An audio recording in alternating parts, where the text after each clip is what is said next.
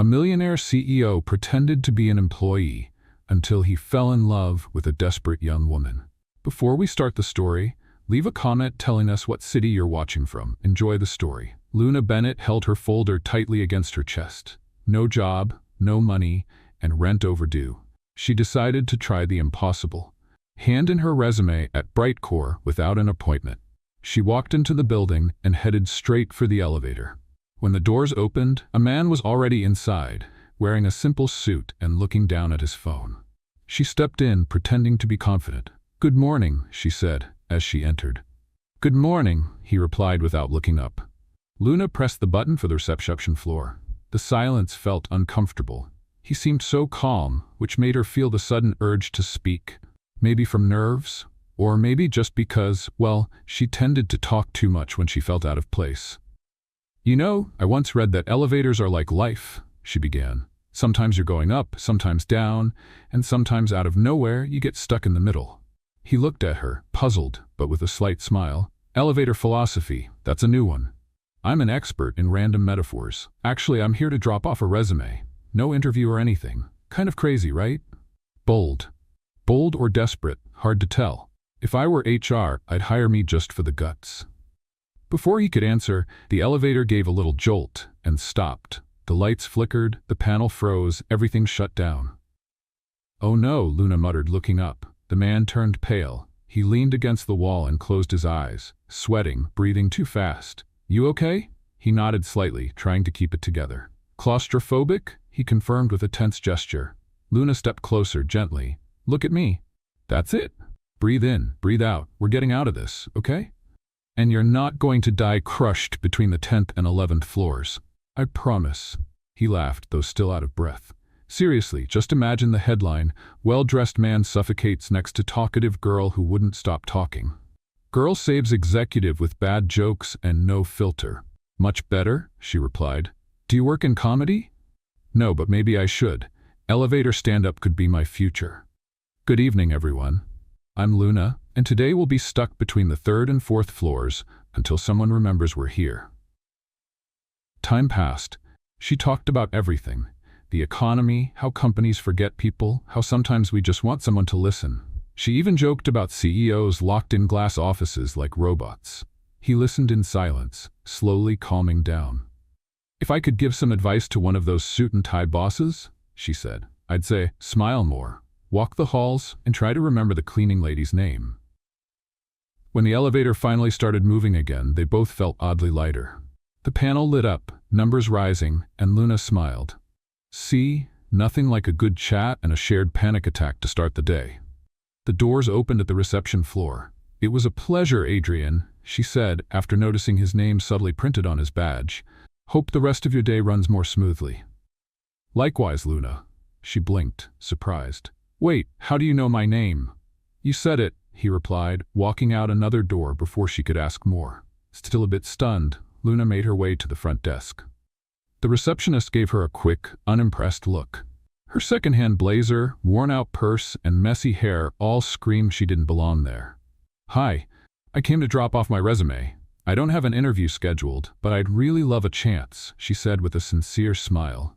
"We're not hiring at the moment," the receptionist said, taking the paper and setting it aside without much interest. "All right, thanks anyway." Luna walked out, trying to hold on to her dignity. The world outside felt grayer. The sun, hotter, and the weight of helplessness, heavier. Hours later, on the top floor of Brightcore, Adrian Cole stood by the glass window of his office, still thinking about the chatty girl from the elevator. The way she joked about chaos, her honest nature, and most of all, the fact that for 15 minutes he hadn't been a CEO. Just a man stuck between 2 floors. He sat down, picked up the phone, and dialed. "Executive office? This is Cole. Today a woman named Luna dropped off a resume. Hire her. She starts Monday. No excuses." Later, in the small room she shared with her best friend, Luna was browsing job listings on her phone when it rang. Unknown number. "Hello? Good evening. Miss Bennett? This is Brightcore calling. We're reaching out to confirm your hiring. Your start date is scheduled for Monday." "Sorry, what?" "Your paperwork has already been processed. You'll get an email later today with your schedule and department details." "But I haven't even had an interview." It was a decision from upper management.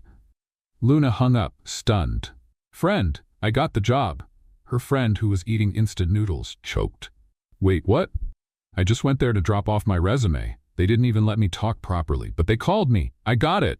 They screamed, hugged, and laughed like it was a miracle, and maybe it was. Meanwhile, high up at Brightcore, a CEO looked out the window at the city with a faint smile, wondering what kind of girl talks that much, and still somehow makes silence feel lighter. Luna was spinning in circles in her room, holding her phone like it might explode at any second. "This is a prank, right? Someone's hiding with a camera. Where are you, hidden camera?" she yelled at the ceiling. "Luna, you're yelling at the light fixture," her friend said, still holding her noodle spoon. "This is unreal. I got hired by Brightcore, one of the biggest companies in the city. I barely stepped through the door." "Technically, you took the elevator," her friend pointed out. "Oh, shut up and celebrate with me." They danced awkwardly around the room. It was one of those wins so unexpected you couldn't even process it. One call, "You start Monday," and just like that, she had a job. Monday came way too fast. Luna got up early, put on her most respectable outfit, the one with no visible lint and a working zipper, and tied her hair in a way that looked professional, or at least neat. On the way to the company, she practiced answers to possible questions. "Why do you think we hired you?" "Because I saved a man from a nervous breakdown in a floating metal box." Maybe not. When she arrived at Brightcore, everything looked brighter than before. The building, the people, even the front desk, now with a new receptionist who, to Luna's relief, was actually smiling. "Hello, Luna Bennett, right?"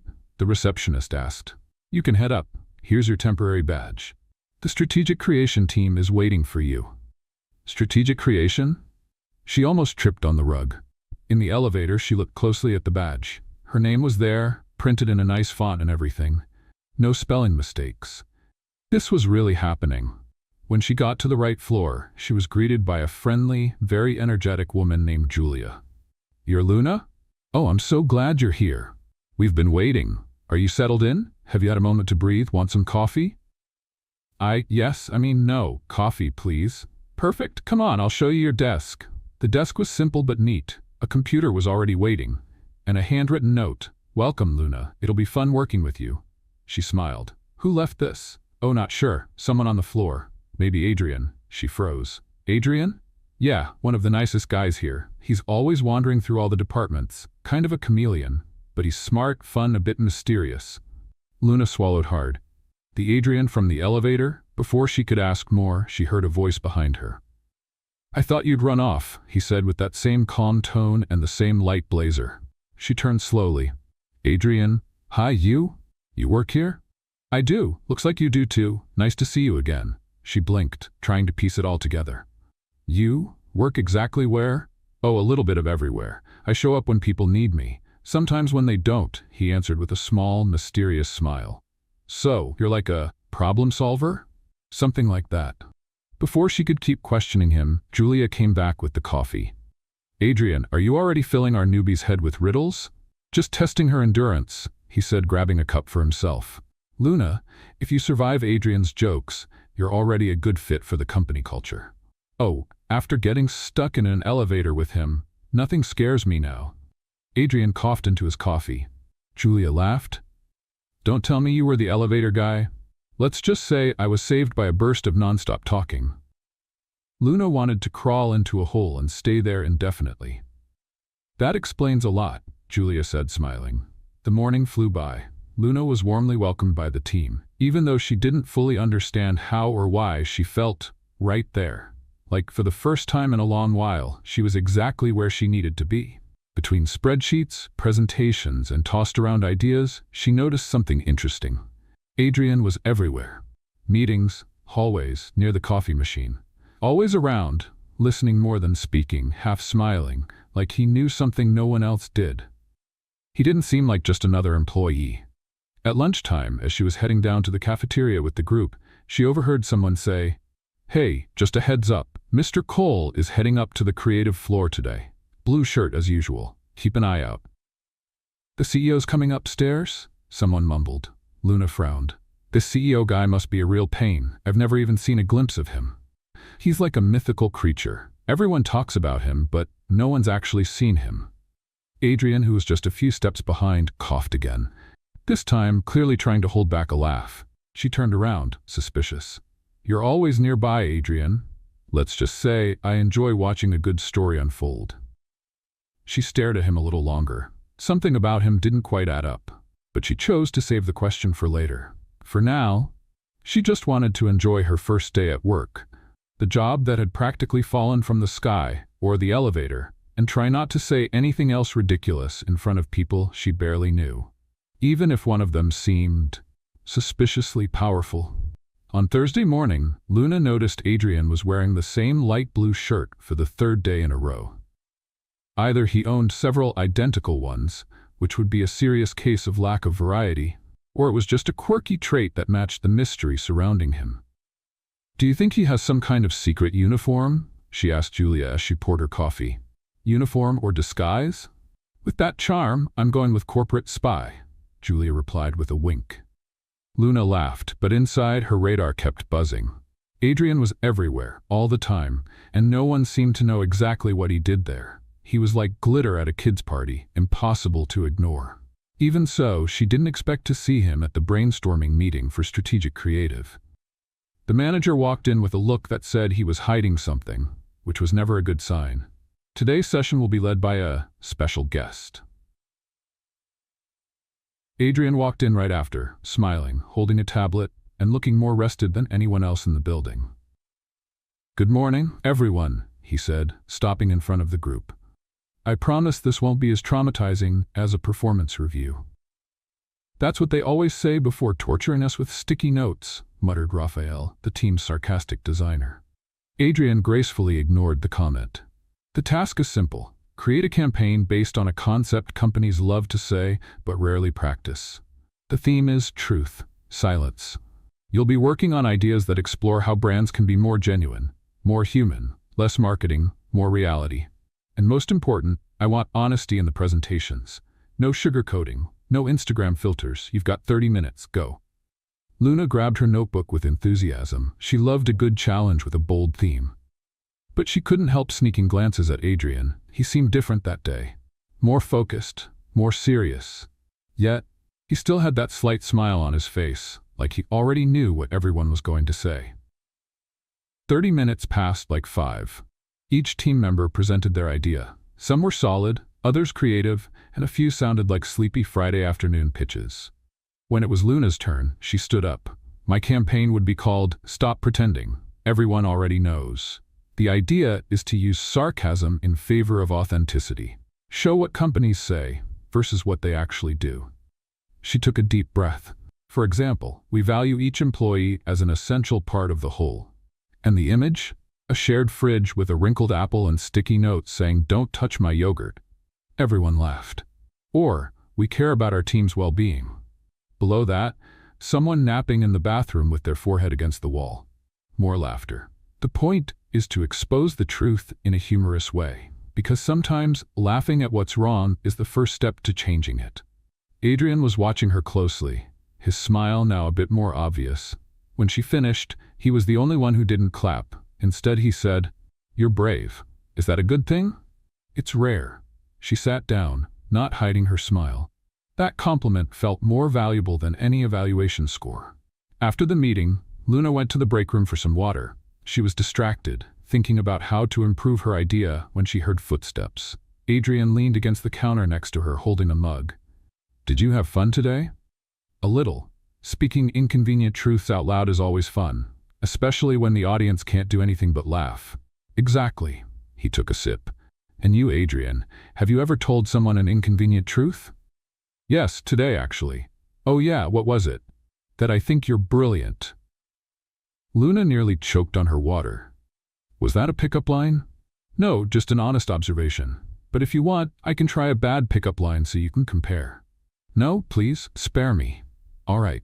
Then I'll keep being honest. You intrigue me, Luna. Since the elevator, since the way you speak your mind without a filter, without fear. I don't see that much around here." She looked at him, and for the first time she realized his gaze wasn't just curious, it was interested. There was something there. Something that went beyond teamwork. beyond professional respect. Do you always compliment people like that, or just me? Only when it's deserved.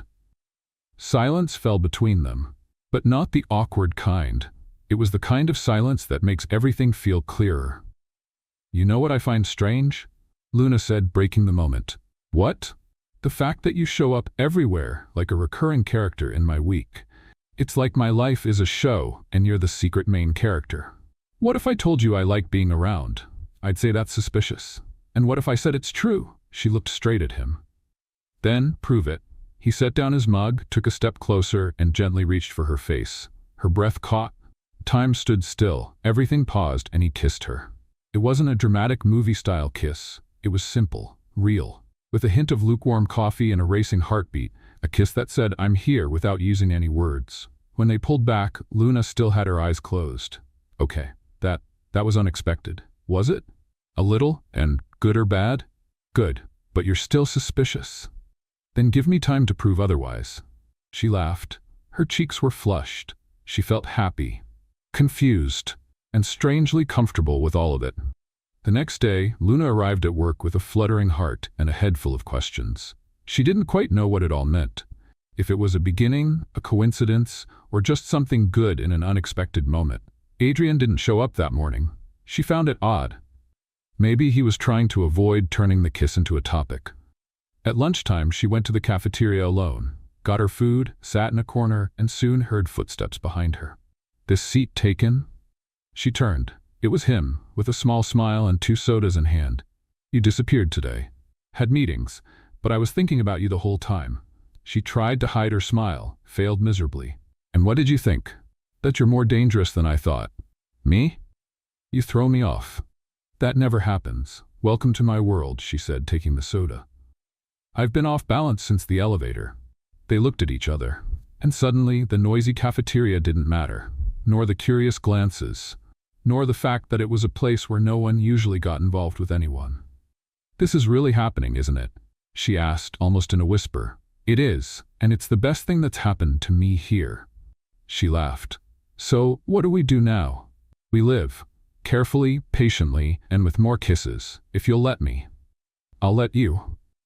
And there, among trays and napkins, Luna realized that maybe, just maybe, the truth was more surprising than she had imagined.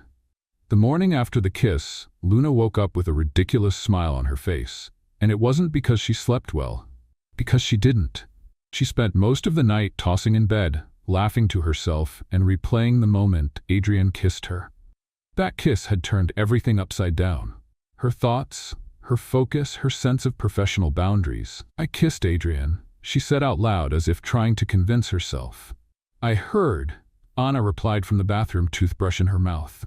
You've said that 4 times since you woke up. Luna pulled the blanket over her head. This is crazy. Now what? Now you breathe, have your coffee, and go to work like you didn't just kiss the company's most handsome, mysterious, and sought-after coworker. I'm in trouble. You're in love. That's even worse. At the office, Luna tried her best to act normal, which was a total disaster, since she was never exactly good at pretending. With every step she glanced around for Adrian, hoping for some kind of secret signal. A longer than usual hi, a coffee with a note, anything. But by mid-morning, nothing. Where's Mr. Mysterious?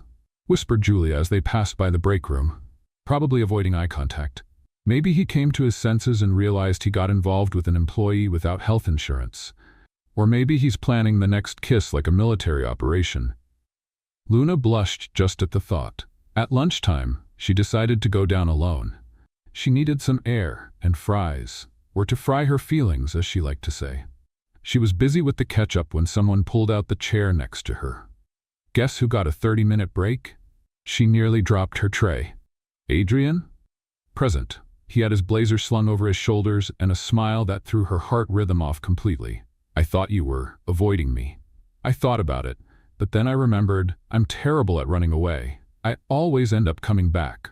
Luna looked around. No one seemed to be paying attention. Is this a date? Only if you want it to be. And if it is, then I'm exactly where I'm supposed to be. She bit her lip. He reached out and took a fry from her plate. Bold move. I call it a strategic approach. You're impossible, and you're irresistible. They laughed, It was light, easy, like they were dancing on invisible ground where none of the office rules applied.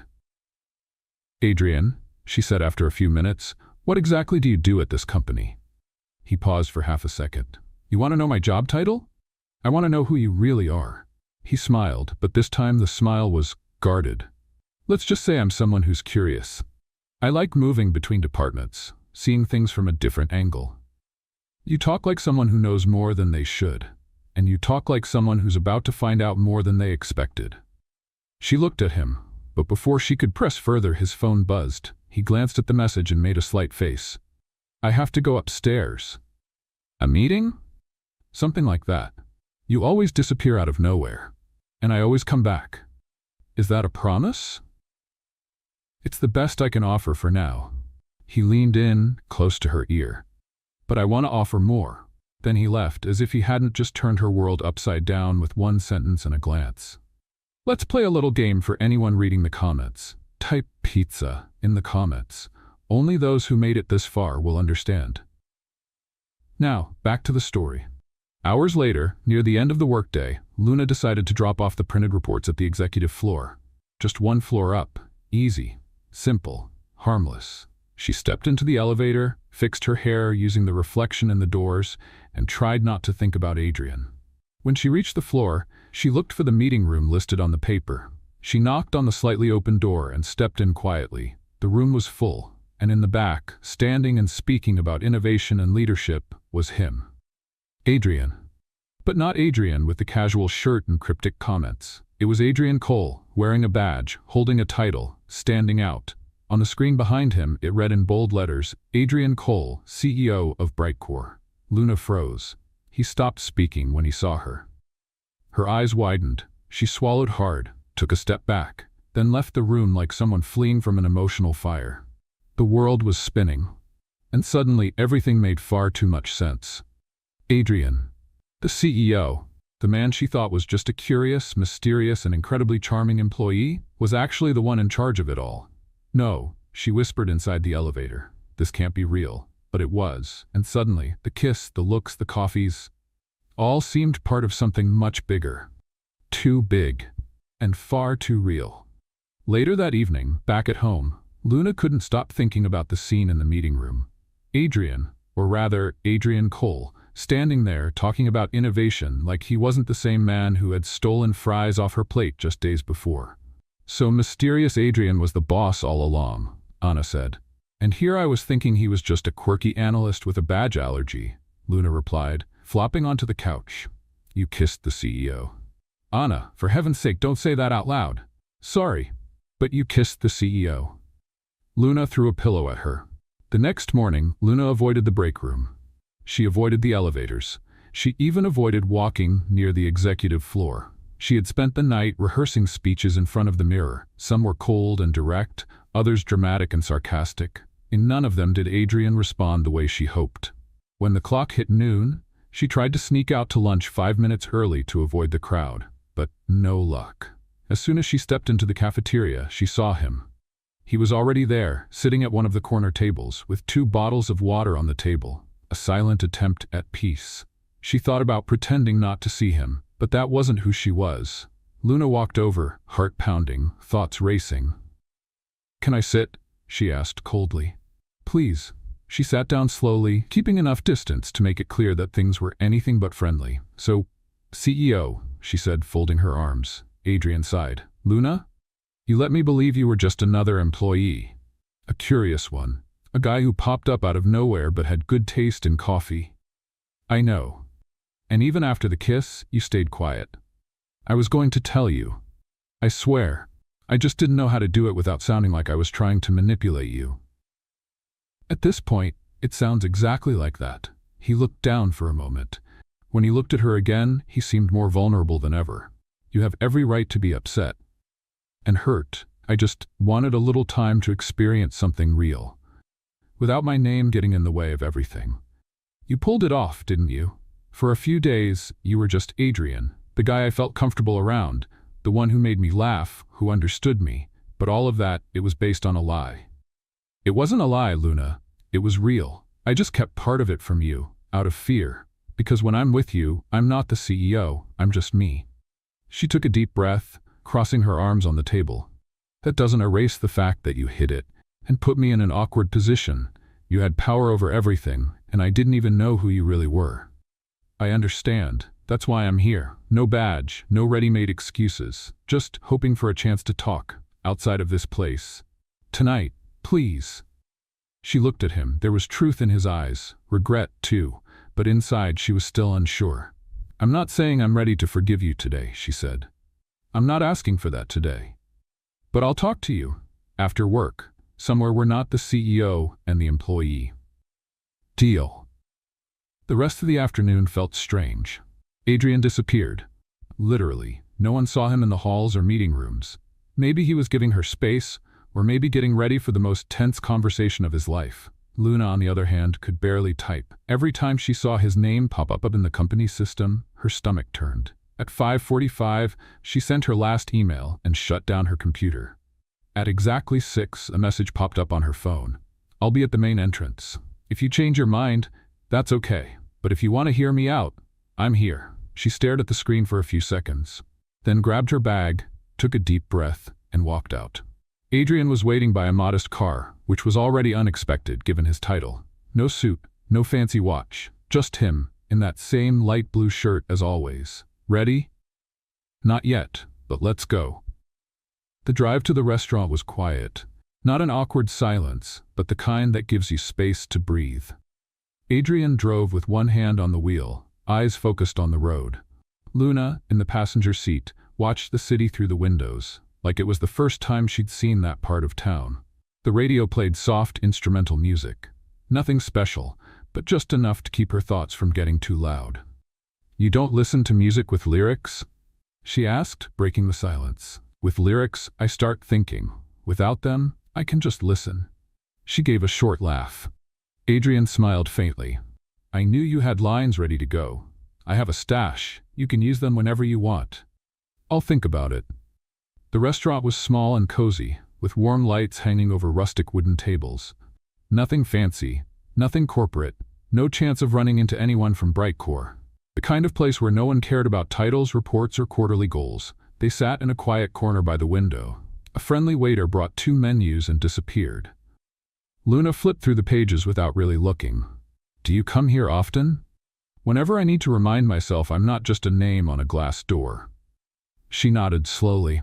Fair enough. I usually go to this 24-hour laundromat that has an old couch and a soda vending machine. Not for the laundry, just for the peace. You and I have unusual tastes. She placed the menu down. You know what still bothers me, Adrian? Tell me. It's not just the fact that you're the CEO. It's that you heard me badmouth the CEO and said nothing. He bit his lip, holding back a laugh. You were right about almost everything you said, to be honest. Don't compliment me just to dodge the issue. I'm not dodging. I really admired how bold you were. It reminded me of who I was before the title. I liked being treated like a regular guy. I needed that. So I was just your tool for that? No. You were. You. Luna crossed her arms on the table. I felt embarrassed, like I'd exposed too much. I felt ridiculous when I saw your name on that screen. And I felt seen for the first time in months. The waiter came back. They ordered quickly. Luna picked a dish she didn't know just because the name made her smile. Adrian went with a classic. While they waited, she leaned back in her chair and looked out the window. Outside, the city was loud and alive, but inside it felt like time had slowed down. Why me? She asked, turning to face him. Out of so many people, people who know the market, investments, analysis, why pay attention to me? Because you're the only one who made me forget I have to be someone. She went silent. That wasn't the answer she was expecting, and she didn't know what to say after that. So what now? She asked, for the 3rd time in the past few days. Now we start over, he said. If you're willing. How? We're choosing a new starting point, a place where no one's a CEO, no one's an assistant, just 2 people trying not to mess up something good. She looked into his eyes for a moment. They didn't seem mysterious anymore, just honest. Maybe a little tired, but real. Okay, she said slowly. Then let's make a deal. From now on, you tell me everything. No beating around the bush, no elevator metaphors, just the truth. Deal. And I'll try? not to run away. Deal? Dinner arrived, and with it, a lightness Luna thought she had lost. They ate, laughed, and shared embarrassing stories from past jobs.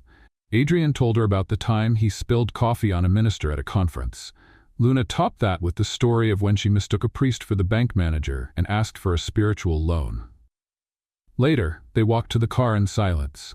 This time, the silence felt easy, comfortable. Adrian opened the door for her, and before getting in, Luna paused and looked at him.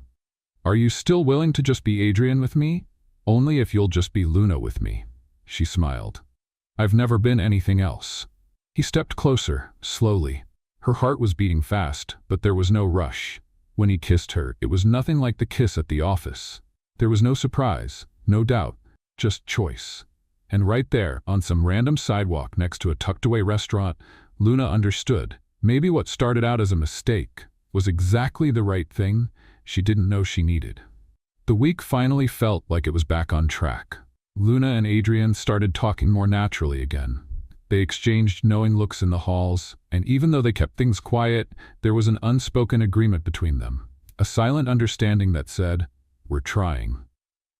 "So now you two are a sort of secret couple?" Anna asked as she served pancakes onto her plate. "A semi-official couple with a confidentiality clause," Luna replied, sitting down at the table. "I'm not sure if I should be happy or worried." "Be both. I am too." At Brightcore, the rumors had quieted down. HR hadn't called Luna again, and Adrian kept a public distance to avoid more gossip. But how do you hide something that feels real even when no one's talking about it? On Tuesday afternoon, while Luna was sorting reports in the creative room, she overheard something she wasn't ready to hear. "Did you see the spreadsheet for the new opening on the branding team?" Yulia whispered to Carol. "I did. Guess who they're considering for the role?" Luna. "Really? And guess who got that approved directly with the board?" Adrian Cole. Luna stopped typing. Her face felt hot. The position was highly sought after, and even though she'd been doing well, she never applied. She hadn't even been told about it. And now, they were saying he was pushing it behind the scenes? She sat there for a few seconds, letting it sink in. Then she got up and left without saying a word. Adrian was alone in the 10th floor conference room, finishing up a contract when the door swung open. "Can we talk?" Luna asked, straight to the point. He looked surprised but nodded. "Of course. What's going on?" She walked in and closed the door behind her. "Did you recommend me for the branding position?" He hesitated. "Yes, I did. You've got real talent, Luna, and the role needs creativity, vision, and was that before or after you decided it was a good idea to get involved with me?" "That has nothing to do with this." "It has everything to do with this, Adrian. You're mixing things up, and from the outside it looks like I'm being given special treatment. Do you really think I'd do that out of pity, or just because we're getting to know each other? I think you don't realize how exposed this makes me feel. I'm trying to earn my place, my way, and now everything feels tainted. I just wanted to give you a real opportunity. What you bring here is above average, you know that, and now no one else will believe it." Silence. Adrian stood up. "Then tell me what I should do. Ignore your talent? Pretend I don't see your potential? I'm your boss, but I'm also someone who wants what's best for you. This isn't a game, Luna, but it feels like one, like a chess move, and I'm the piece that doesn't know if it's being played or thrown away." Her throat tightened. She didn't want to cry. Not here. Not in front of him. "Luna, I'm trying to balance everything, but maybe I'm doing it wrong. Maybe we're going too fast. Do you want to stop?" She swallowed hard. "I want to think," and left. That night, Luna came home exhausted. Anna was watching TV, but turned it off the moment she saw her. "Something happened. We had a fight. You and Adrian? I heard he put my name in for an important position, without telling me, and now I feel like some kind of emotional lab experiment. I get involved with him, and suddenly my name's moving up. How do I prove it's not because of him?" Anna came over and sat next to her on the couch. "You don't have to prove anything to anyone, Luna. You just need to be sure that what you want is truly yours, because if it is, no one can take it away." Luna sighed. "Sometimes I just wish he were only Adrian from the elevator.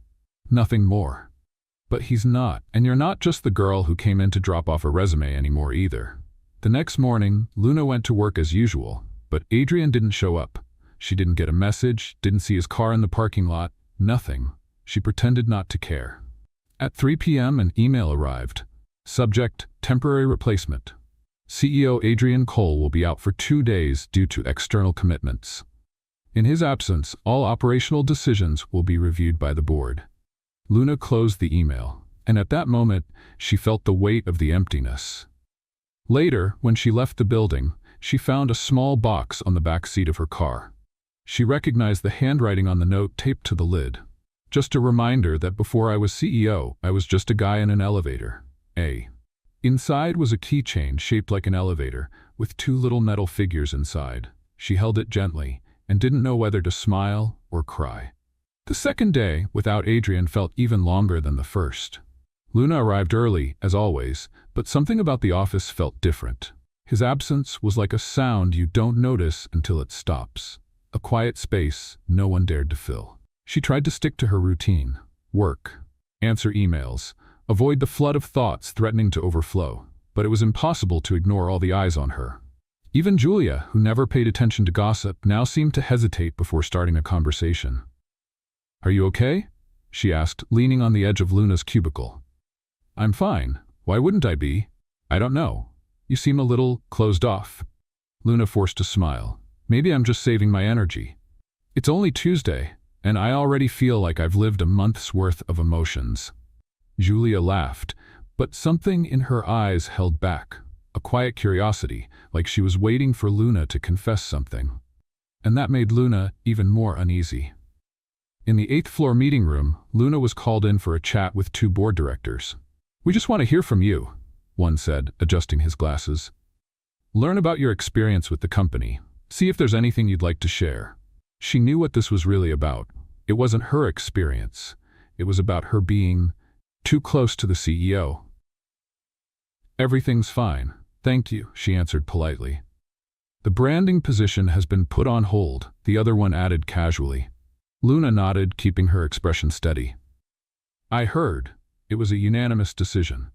But if new opportunities come up, we'd like to know if you're still interested in growing with the company."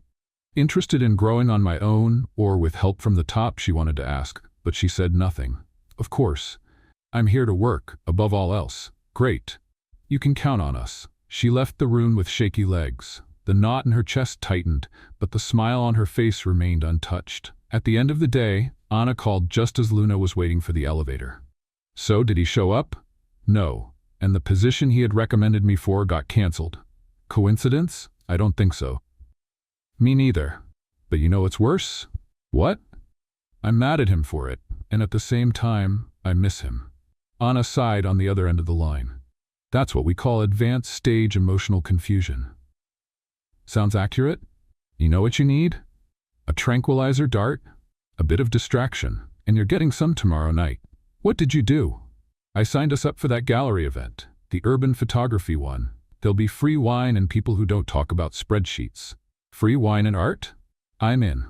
On Wednesday, the office got an unexpected visitor. "This is Thomas," Julia announced, introducing a tall man with an easy smile and a direct gaze.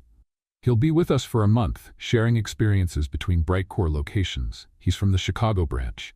"Thomas, this is Luna, the most creative mind on the team." He shook her hand firmly, flashing a smile far too charming for someone who had just arrived. "Luna, beautiful name. I hope we get to work together during these weeks." "Me too," she replied kindly, though her eyes were still fixed on the empty spot where Adrian used to show up. By the end of the day, Thomas had proven to be just as efficient as he was charming. In just a few hours, he had already learned the team's system, won over the front desk staff, and received 3 compliments from the communications director, something Luna had only managed after 2 months. "Wow," Julia said. "If this guy keeps it up, he'll get promoted before we even finish the campaign." Luna laughed, but she wasn't exactly at ease. There was something about Thomas that kept her on alert. He was too good, too confident, and worse, he seemed to know more than he let on. "You're close to Adrian, right?" he asked during a break in the kitchen. She stopped stirring her coffee. "Why? I just thought it was interesting.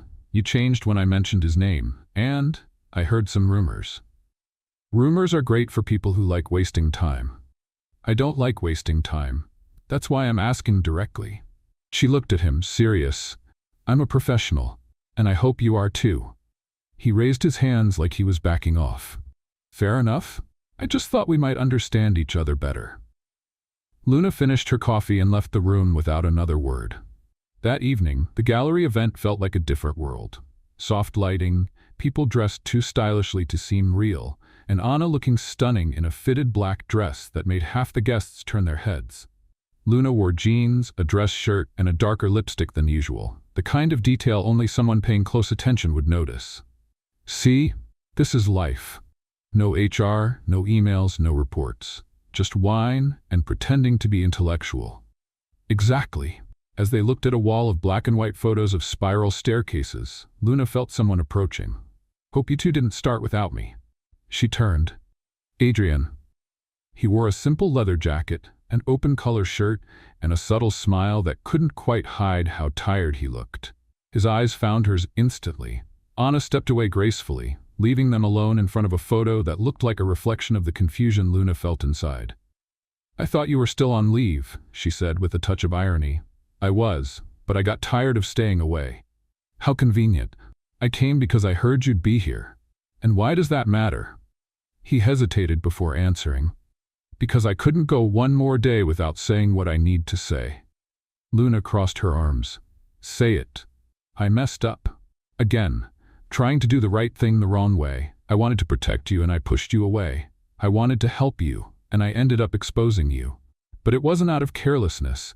It's because I'm trying to figure out how to be myself, with you. She didn't say anything. And what if I don't want to figure it out anymore? He looked her in the eyes. Then I'll accept that. But if there's still any part of you that wants to try, I'll be here, even if it's from the outside. The ambient noise muffled their breathing. But in that moment, the world felt too quiet. You can't make promises, she said, but I can make choices, and I'm choosing you, even if you don't choose me right now. She looked away. There were so many questions inside her that couldn't fit into a single conversation. But there was also a feeling she couldn't ignore. One wrong step, she whispered, could ruin everything. Or it could lead to a new path. They stood there, in silence, in front of the image of a staircase that led nowhere. And still, something inside her said that maybe, just maybe, the first step was right there. That night, after the gallery, Luna went home without saying a word. Anna, who knew her silences like pages in a well-read book, didn't ask anything. She just made tea, set it in Luna's lap, and sat beside her, watching a movie neither of them really paid attention to. There are things words can't explain. And Luna wasn't sure if what she felt was pain, or just the weight of a decision she hadn't yet made. Adrian had confronted her with a vulnerability she hadn't expected. He'd let himself be seen, without defenses. But that didn't erase the fact that the world around them was still the same, full of judgment, rules, and how easily people twist things they don't understand. The next morning, Luna woke up before her alarm. The sky was still gray when she left the house, and the walk to Brightcore felt longer than usual. She knew Adrian was coming back to the office that day, and she also knew things wouldn't be the same anymore.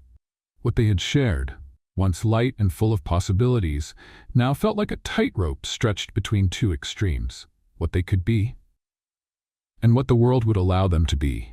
Morning, Julia said as Luna passed by the kitchen. Morning. You okay? I'm trying to be. Heard the CEO's back today. The upper floors feel tense. Word is, the board had an emergency meeting. You think that has anything to do with? So what is everyone whispering about in the hallways? Of course, Luna gripped her bag strap a little tighter. At 10 a.m., Adrian reappeared, not with the same casual posture as before, but with the look of someone who knew he was being watched from every angle. He gave Luna a small wave when he saw her from afar, but didn't come closer. They had become public strangers, too close to be ignored. Too distant to pretend nothing had happened. At lunchtime, Luna chose not to go downstairs. She ordered something through an app and stayed in the empty meeting room, eating in silence, until someone knocked on the door. She turned. It was Thomas. Sorry to interrupt, he said, coming in with a small sushi box in hand. I heard you were having lunch here. Thought it might be nice to have some company. She hesitated, then nodded. Come on in. Thomas sat across from her. I know things have been a little strange around here. You can feel it in the air. You pick up on things quickly. Field training. The Chicago branch is a battlefield disguised as a company. Luna chuckled, even though she didn't mean to. At least you've got a sense of humor. And a good ear. You don't have to tell me anything, but if you feel like talking, I'm here. I promise I'm not the type to turn a private talk into gossip. She looked at him more closely. Why do you care? Because I was once the center of a scandal that never happened, and I know how that changes everything, he said, picking up a piece of sushi with his chopsticks. Someone accused you of something? Favoritism. Getting involved with someone from the board. All because I was close to a manager who was teaching me everything. In the end, she was married, and I was just working hard. But the company didn't want to hear the hard part. They just wanted the noise to stop. Luna stayed quiet. For the first time, she saw something in Thomas beyond friendliness, a shared kind of pain. And how did you handle it? I asked for a transfer, started over. That's brave, painful, but necessary. They ate quietly for a few minutes. Just don't shut yourself off, he said, standing up. People will talk no matter what, but you're more than what they're saying. Luna thanked him with a glance. That afternoon, Adrian showed up in the creative room. Not like before, with his relaxed attitude and subtle jokes, but like the CEO, serious, holding folders, focused on work. He asked to gather the team. I need you to review the new campaign materials by Friday, he said firmly. We're close to closing a deal with a major tech company, and this presentation needs to be perfect. Everyone nodded. But when Adrian looked at Luna, just for a second, it was as if he was saying, I'm still here, but I don't know for how long. At the end of the day, Luna was called back to HR. Luna, the manager said with the same polite voice as always, this is just an advance notice that the board has opened an internal investigation. Standard procedure. It's not personal. Investigation? Yes, to ensure there hasn't been any ethical misconduct in the past few months. Because of me? The woman hesitated. You're at the center of an unusual situation, and the committee needs to determine whether there was any improper influence on internal processes. I see. She walked out of the room with shaky legs. She needed some air. She went up to the building's terrace, where the wind felt colder than usual. Adrian showed up 5 minutes later. They told me you were called in. They've put me in the middle of an investigation. Is that what you meant when you said you'd stand up for us? Luna, I'm not a piece in your game, Adrian. I'm not the girl you rescue in an elevator just to throw into the fire later. You're not in the fire because of me. You're in it because the system doesn't know how to handle someone who challenges the natural order. That doesn't make me feel any better. He stepped closer. I'm trying to fight this with you, but sometimes it feels like I'm fighting alone. Then, tell me what to do. Let me think. She left without saying another word. That night, Luna got home late. Anna was in her pajamas, eating cereal straight from the box.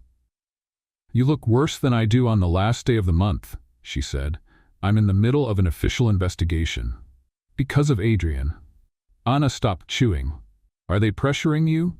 They want me to quit, and are you going to? Luna didn't answer. She went to her room and locked the door, sat on the edge of the bed and opened her laptop. She checked her email. A new sender. asuntos.internos@brightcore.org. Dear Luna Bennett, we inform you that during the next 7 business days, your routine will be monitored by an internal observer, according to conduct audit protocol. Your cooperation is essential to complete this process fairly. Thank you for your understanding. She closed the laptop. That was it. She was being watched. For something that had barely started. For something that maybe didn't even have a name yet. The next morning, when Luna arrived at the office, she found a man sitting at the reception desk. Gray hair, straight posture, tablet in hand. As she walked past, he stood up. Miss Bennett? Yes? My name is Henry. I'm the audit observer. I'll be following your routine for the next few days. No interference, just observation. All right, if you'd rather pretend I'm not here, it'll make things easier. Luna nodded, trying to swallow her discomfort. As you wish. She spent the rest of the day feeling like every step she took was being watched. Every keystroke, every glance. Julia noticed the tension. Who's the detective at reception? someone who's about to take away the last bit of peace I had left. At the end of the day, Adrian was waiting for her in the parking lot. Can I give you a ride? Not today. Can I see you tomorrow? I'm not sure. Can I ask you not to give up on us? She looked him in the eye, and in that moment she felt more than just hurt. She felt afraid. Don't ask me for anything today, Adrian, and she got into the rideshare car without looking back. That night, she dreamed she was trapped alone in an elevator, but this time no one came to rescue her.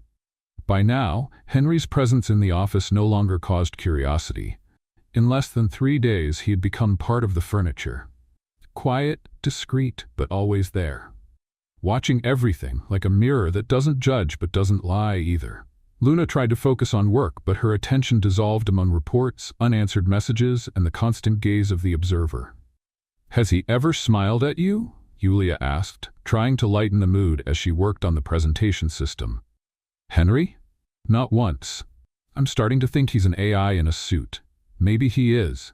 They're getting more realistic every day. Luna laughed, even if she didn't feel like it, and turned her eyes back to the screen. She had barely spoken to Adrian since the gallery night. They exchanged strictly professional emails, a revised attachment, a deadline extended, a thanks for the delivery. Nothing beyond that. But inside, everything was screaming. Let's play a game for those who only read the comments. Type Coca-Cola in the comments. Only the ones who read this far will get it. Now let's continue with the story. On Thursday morning, Luna was called into the conduct committee room. This time, there were more people. A company lawyer, 2 board members, and in the corner, Henry. No tablet, just watching. Miss Bennett, the compliance director, began. This meeting is part of the final phase of the process. We need to review a few sensitive points regarding communication between you and the CEO over the last 90 days. Luna nodded, trying to appear steadier than she felt. How would you describe your relationship with Mr. Cole during this period? She thought for 2 seconds. Just 2. Polite, professional. Do you deny there was a personal relationship? I don't deny it, but I don't think that's the point. And what would the point be then? What I do here, what I deliver, the campaigns I helped build, the materials I signed off on, the recognition I earned before I even knew who he really was. Silence. We received an anonymous email, the director continued, claiming you had access to strategic company decisions before other employees. That you were given special treatment. Luna frowned. An anonymous email can say anything. I didn't have access to anything outside the scope of my job. There are records of meetings with him after hours. And there are coffee breaks with coworkers during lunch. Does that count as favoritism? The director crossed her arms. So you're saying the relationship didn't affect internal decisions? I'm saying the relationship happened in spite of the environment, not because of it. Henry took a note for the first time. That afternoon, Adrian appeared in the creative room. Not to speak with Luna, but to request a review of the new product presentation. He was direct with everyone. And with her, as always, polite, distant, impeccable. Thomas noticed. Is he testing you? I don't know. Seems like he wants to see if you'll still fall apart. Luna looked at the screen at the blinking logo in the corner of the presentation.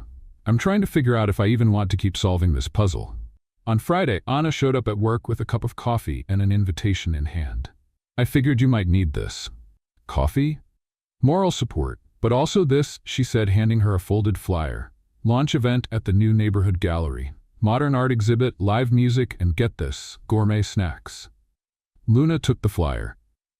You think this will fix anything? No. But it's a distraction, and sometimes distraction is all we need just to be able to breathe again. Luna thought about it and decided to say yes. The exhibit was colorful, chaotic, and completely unexpected.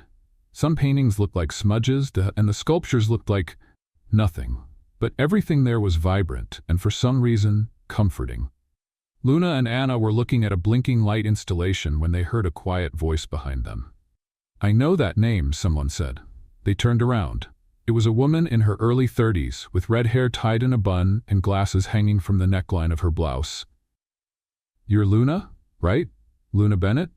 Yes, why? I'm Emily, she said, reaching out her hand. I used to work at Brightcore. I was in the innovation department. Really? Yes. I was there for 2 years. I left at the beginning of the year. Anna, curious, stepped closer. Did you know Adrian? Emily laughed. Who doesn't? But yes, personally. I worked directly with him. And what was he like? She paused. Complicated. He's brilliant, but very private. When he gets close to someone, it's because it really matters. Adrian doesn't open up emotionally for no reason. And you? We were friends, but I think he was still carrying too much on his shoulders. He never managed to let himself fully open up. Luna listened in silence. But if he did that with you, Emily went on, then you're different. On Saturday, Luna woke up to the phone ringing. An unknown number. Hello? Miss Luna? This is the front desk at Brightcore. Mr. Cole left something for you in the lobby. He said he didn't want anyone else to bring it. She got dressed quickly and went there. When she arrived, she found a simple box with a light blue ribbon. No sender. No note. Inside were 3 things: a printed copy of a campaign project they had created together in the first few weeks, a photo of them laughing in the hallway of the creative department, one she didn't even know existed, and finally, a blank sheet of paper. And below it a handwritten line, to write what comes next, if you still want to. She stood there, frozen, with the box in her lap and her heart in her throat. On Monday, the committee called her in for a final meeting. Miss Bennett, we reviewed all the documents, conversations, and interactions. We found no clear violation of conduct, but we do advise caution moving forward. Thank you. And regarding your position, the spot in branding has been reopened, and now it will be based on merit. Your name will be evaluated with the others. Luna thanked them, but this time without fear. Without anxiety. When she left the room, she saw Adrian at the end of the hallway. He saw her too. And this time he walked toward her. Can I walk you out? Sure. They walked side by side without hurry, as if they had all the time in the world. I saw you left a box for me. I noticed I didn't get a reply. I'm still writing. That means that I'm ready to stop running. He stopped. She stopped. I can't promise it'll be easy, he said. I don't want easy. I want real. He smiled. Then let's go. Where to? Wherever, just with me. And she went. Not because she was sure, but because she was finally free from the fear of getting it wrong. Owning your truth wasn't a single act. It was a process. Luna learned that firsthand when, on Monday morning, she arrived at Brightcore holding Adrian's hand. There was no announcement, no memo, no formal email. But all it took was the 2 of them walking through the lobby together for the domino effect to start. Oh my, one of the project assistants whispered when she saw them. So it was true? Someone murmured in the elevator. Luna worked hard to keep her face calm. She knew that first walk would be the hardest. But Adrian, beside her, walked like a man with nothing left to hide. And that helped. A lot. When they entered the boardroom for the first meeting of the day, the room was quieter than usual. Adrian walked to the main table. Luna headed toward her usual corner, but he gestured for her to come closer. You're presenting with me today, he said, just loud enough for her to hear. She hesitated for a second, then walked to his side. The meeting was about Brightcore's new partnership with a global tech network. Luna and Adrian had worked on the campaign concept behind the scenes since day one. It was a big project, the kind that could shape the company's direction for the next 2 years. All the creative work here is from Luna Bennett, Adrian said when it was time to present. I was just there, watching it come to life. She took a deep breath and spoke, not about them, but about what she had built with hard work, with ideas, with courage. With every slide, the room seemed to forget the rumors and start seeing what truly mattered, her talent. When she finished, they applauded. Adrian gently touched her hand, just out of sight from the others, and smiled. Saying I'm proud doesn't even come close, he said. She smiled back. For the first time in a long while, she didn't feel torn between her professional and personal life. She felt whole. At lunchtime, they went to the cafeteria together. On purpose. They sat at their usual table, where they used to pretend to be just co-workers. Julia walked over with a big smile and curious eyes. Well, so it's official? Official, Luna said, picking up a French fry. You 2 took longer than a Netflix series to reveal the ending, but it was worth the wait. Adrian laughed. We're working on the spin-off now. With less drama, I hope, Julia joked, then headed off to get her food. Thomas came by a little later. He stopped by the table, holding an iced tea. Congratulations, Luna, on the presentation, and on the two of you." "Thank you," she replied, surprised by his sincerity. "He's a lucky guy," he said, glancing briefly at Adrian, "even with all the risks." "I know," Adrian answered, steady. Thomas nodded and walked away. Luna watched as he left. "He still has feelings for you," Adrian said without bitterness. "I know, but there was never space for that." Adrian didn't reply, but he held her hand under the table. That afternoon, Luna was called to the communications director's office. It was her first time there since the investigation ended. "Luna, have a seat," the woman said with a slight smile. "The campaign was a success. The company is about to close the deal, and you are a key part of that process." "I'm really happy to hear that. And because of that, I want to invite you to something." Luna leaned in, paying attention. "We're creating a separate creative unit for special projects, something bolder with more aesthetic and strategic freedom, and we want you to lead it." Luna blinked. "Lead? Yes, with full autonomy. You'd have a small team, flexible goals, and freedom to experiment. It's a risk, but a good kind." She paused for a few seconds. "I accept. That's wonderful. I just have one condition." "What is it?" "That my position, my role, and my ideas are never tied to a relationship. That what I do is always seen for what it is, my work." The director smiled. "They already are." At the end of the day, Luna and Adrian left the building together. It was an ordinary Tuesday, but for them, it felt like the first day of something new, something light, no secrets. "I have a surprise," Adrian said as they got into the car. "If it's another elevator, I'm out." "Better, much better." They drove for 30 minutes to a quieter part of town, a residential neighborhood, peaceful, with tree-lined streets and renovated old homes. He stopped in front of a charming building with a brick facade and large windows. "What is this?" "Our future creative office," Luna frowned. "Ours?" "I bought the place. It's small, but full of potential. I want to turn it into an extension of Brightcore, but with a new approach, a space where ideas can grow without going through 10 levels of approval. And you want me to be part of it? I want you to lead it, your way." "This is unreal." "This is us, Luna. No filters, no hiding, just freedom." She hugged him right there, on the sidewalk. "Thank you for believing in me. I never had a doubt." That night, they went home and cooked together. Adrian found out he was terrible with garlic. Luna discovered he danced while stirring sauce. They laughed, ate, toasted with soda, and forgot about the world for a few hours. "When did you know you wanted all this with me?" she asked, lying on the couch, her head on his lap. "When you told me, in the elevator, that if you could give a CEO one piece of advice, it would be, smile more and remember the cleaning lady's name." She laughed. "And did you?" "I smile more. And the cleaner on the 6th floor is Evelyn. The one on the 10th is Maria. The one at reception is Denise." She looked at him, touched. "You really listened." "I listened to everything that comes from you."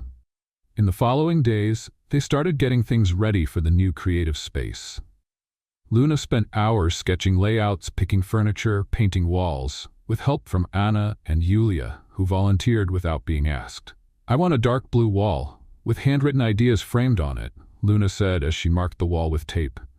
"And a yellow couch, for decompressing," Anna suggested. "And a coffee machine that looks like it belongs in a sci-fi movie," Julia added. Adrian showed up at the end of the day with pizza and a small box. "To celebrate the beginning," he said, handing Luna the box. She opened it. Inside was a small metal sculpture, 2 little figures standing inside an elevator. "I had it made," she smiled, carefully holding the piece. "We really did start in the most unlikely place. And now we're exactly where we're meant to be." On a sunny Saturday, the new space was officially opened. Only friends, colleagues, and a few representatives from Brightcore were there. Luna, wearing jeans and a white t-shirt with the new project's logo, Kriako, was the last to speak.